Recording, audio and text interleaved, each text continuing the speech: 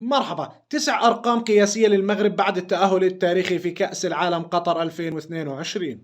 1. المغرب أول منتخب عربي وأفريقي بتأهل إلى نصف نهائي كأس العالم. 2. المنتخب المغربي هو أول منتخب إفريقي بتأهل إلى دور الثمانية منذ 2010، والمنتخب المغربي هو رابع منتخب أفريقي يتأهل إلى دور الثمانية في تاريخ كأس العالم.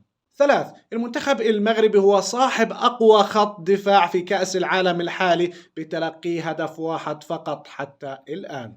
4. المنتخب المغربي يعد أكثر المنتخبات العربية تسجيلا للأهداف في تاريخ كأس العالم برصيد 19 هدف حتى هاي اللحظة. 5. مدرب المنتخب المغربي المميز وليد الرقراقي يصبح أول مدرب عربي وأفريقي بتأهل إلى نصف نهائي كأس العالم. 6. المنتخب المغربي أول منتخب عربي بتصدر مجموعته مرتين في كأس العالم، وأول منتخب عربي بيحقق فوزين في دور المجموعات في كأس العالم، وأول منتخب عربي بحصد 7 نقاط في دور المجموعات. 7. حكيم زياش يصبح أول لاعب عربي بيلعب 9 مباريات كاملات في كأس العالم، وهو صاحب أسرع وأبعد هدف للمنتخبات العربية في كأس العالم، وأصبح ثالث الهدافين التاريخيين للمنتخب المغربي. 8. يوسف إنصيري صاحب هدف الفوز على المنتخب البرتغالي يصبح أول لاعب مغربي يسجل في نسختين من كأس العالم. 9. ومسك الختام مع الحارس الرائع المميز ياسين بونو يلي بيصبح أول حارس عربي